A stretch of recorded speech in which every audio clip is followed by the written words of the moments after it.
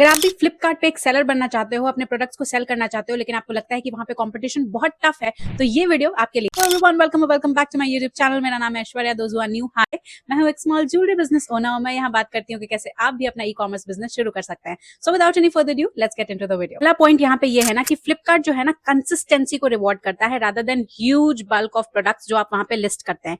तो फ्लिपकार्ट को ना कंसिस्टेंसी बहुत पसंद है। उसका एल्गोरिदम ऐसे सेलर्स को बहुत पुश करता है जो बड़े बड़े बल्क में एक ही दिन अपलोड करने के बजाय धीरे धीरे अपनी लिस्टिंग को अपडेट करते रहते हैं, अपने अकाउंट पे कंसिस्टेंट रहते हैं, फोटोज अपलोड करते रहते हैं। सेलर जो है वो डिस्क्रिप्शन को चेंज करते हैं, टाइटल को चेंज करते हैं, धीरे धीरे करके हमेशा अपनी लिस्टिंग के साथ एक्टिव रहते हैं, बेसिकली कंसिस्टेंट रहते हैं। ऐसे सेलर्स को फ्लिपकार्ट ऑर्डर्स बहुत जल्दी देता है। तो जिनको भी ऐसा लगता है कि उनको सबसे पहले फोटोज की जरूरत है, सबसे पहले एक ह्यूज बल्क ऑफ इन्वेंट्री की जरूरत है, सबसे पहले 100 प्रोडक्ट्स की जरूरत है, वो यहाँ पे गलती कर रहे हैं। अगर आपके पास कम इन्वेंट्री भी है लेकिन आप कंसिस्टेंटली उस पर लिस्टिंग कर रहे हो, अपनी एक्टिवनेस को वहां पे शो कर रहे हो, तो फ्लिपकार्ट जरूर आपको रिवॉर्ड करेगा। तो इसका मतलब यह है कि आपको वहां पे प्रोडक्ट्स को रेगुलरली एक कंसिस्टेंट वे में अपलोड करते रहना है, जिससे कि आपकी कंसिस्टेंसी वहां एल्गोरिदम में प्रूव होगी। और इसी से रिलेटेड ये पॉइंट है कि आपको स्टॉक्स को रेगुलरली अपडेट करते रहना है। भले ही इन्वेंट्री आपके पास कम हो, लेकिन स्टॉक विच मींस की डिजाइन्स आपके पास ज्यादा होने चाहिए, जिसको आप रेगुलर कंसिस्टेंट वे में वहां पे अपलोड करते रह सकते। सबसे इंपॉर्टेंट बात कि आपको पैनल पे एक्टिव रहना बहुत जरूरी है। आप वहां पे क्या कर रहे हो? वहां पे आप एडवर्टाइजमेंट लगा रहे हो, वहां पे आप किसी के रिव्यू को स्टडी कर रहे हो, वहां पे आप इन्फ्लुएंसर मार्केटिंग में जा रहे हो, वहां पे आप अपने एड्स पैनल को स्टडी कर रहे हो कि किस तरीके से एड लगाने से आपको हाई रिटर्न्स आएगा, हाई आरओआई आएगा। आप अलग अलग एड्स को ट्राई कर रहे हो, क्योंकि वहां पे अलग अलग एड्स की भी कैटेगरी होती है। वहां पे बताया जाता है कि आपको एक्चुअली में क्या एड लगाने से क्या बेनिफिट मिलेगा। तो आप अलग अलग एड्स लगा करके ट्राई कर रहे हो, अपने अकाउंट की विजिबिलिटी को ग्रो करने के लिए कंसिस्टेंट रह रहे हो।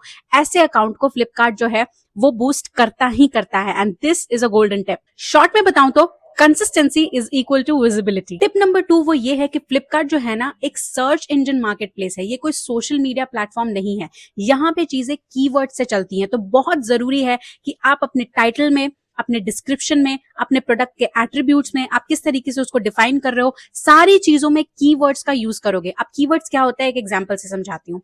मैंने लिखा ब्यूटीफुल इयररिंग्स फॉर वुमेन, इसमें कोई भी कीवर्ड्स मुझे नजर नहीं आ रहा है, क्योंकि इसमें सिर्फ इयररिंग्स है और इयररिंग्स बहुत टाइप के होते हैं। There is a vast variety of category जब बात हम इयररिंग्स की करते हैं या बात जब हम मंगलसूत्र की करते हैं। तो आप ऐसे ही लेमन लैंग्वेज में अगर लिख रहे हो तो वो आपके अकाउंट को विजिबिलिटी प्रोवाइड नहीं करेगा।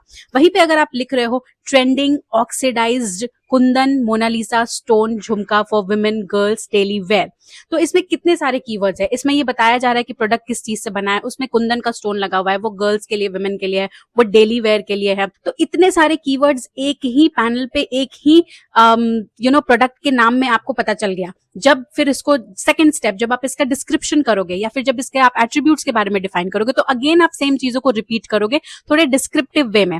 तो ये सारी चीजें जब आप बार बार रिपीट करोगे, तो इन कीवर्ड से एक्चुअली पैनल को ये मैसेज जाएगा कि आप कहां पे रैंक कर रहे हो, और इसी को देखते हुए फ्लिपकार्ट आपके अकाउंट को विजिबिलिटी प्रोवाइड करेगा, ऑर्डर्स आने शुरू हो जाएंगे। तो more keywords, more search visibility. First 10 reviews decide your product's future.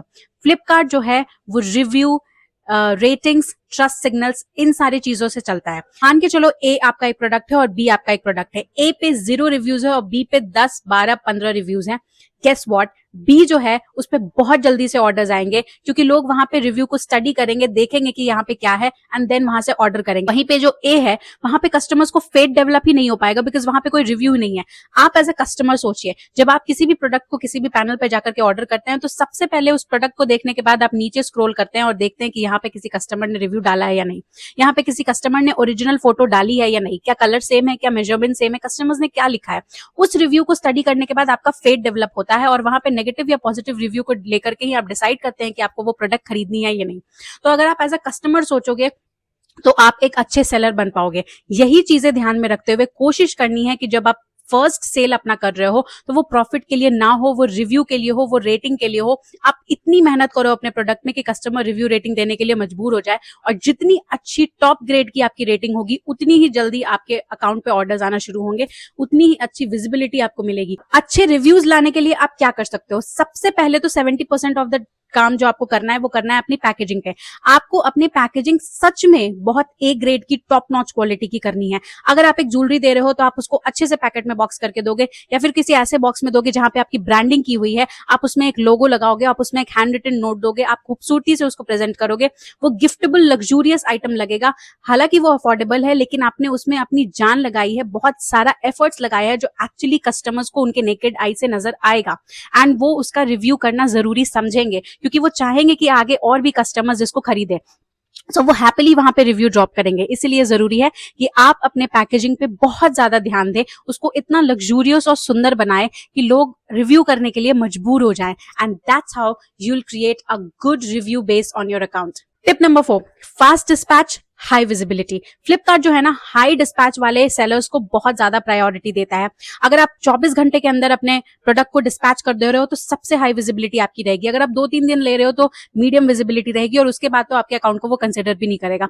इसीलिए कोशिश करें कि हमेशा 1 डे डिलीवरी डिस्पैच में आप एनरोल हो। Amazon पे भी ये सर्विस है, वो पूछता है कि आप 1 day delivery service dispatch delivery service लेना चाहते हो। मैं हमेशा प्रेफर करूंगी कि कोई भी ई कॉमर्स प्लेटफॉर्म हो, आप हमेशा 1 डे डिलीवरी डिस्पैच चूज करें। जितनी जल्दी आप अपने प्रोडक्ट को डिस्पैच करोगे, उतनी ही जल्दी कस्टमर्स को ये सिग्नल जाएगा, ये मैसेज जाएगा, ये नोटिफिकेशन जाएगा कि वो शिप हो चुका है। उसके बाद वो प्रोडक्ट को रिटर्न या उसके बाद वो प्रोडक्ट को कैंसिल करने से पहले भी 2 बार सोचेंगे, क्योंकि उनको ये सिग्नल जाएगा कि उनका प्रोडक्ट जल्दी से उनके पास पहुंचने वाला है।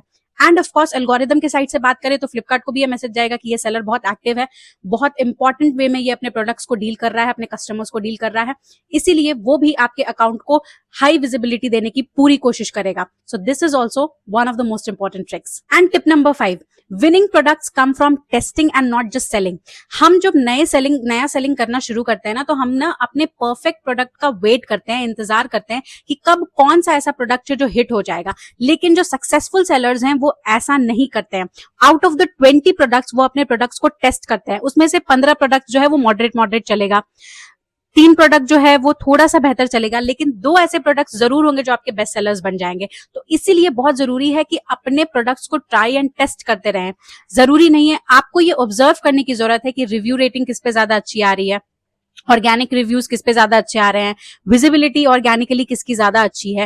एंड अगर उसमें पोटेंशियल आपको नजर आता है तो आप अपने साइड से उसमें एड्स चलाओगे, एंड अल्टीमेटली वो आपका बेस्ट सेलर बन जाएगा। तो जब आप टेस्टिंग वाले मोड में रहोगे रादर देन सिर्फ प्रॉफिट कमाने के मोड में, तो आप अपने अकाउंट को बहुत अच्छे से ऑब्जर्व कर पाओगे। एंड आपको इसी टेस्टिंग से पता चलेगा कि कौन से ऐसे प्रोडक्ट्स है जो आपके अकाउंट के बेस्ट सेलर्स है, और आप उनको आउट ऑफ स्टॉक कभी भी नहीं होने देना है।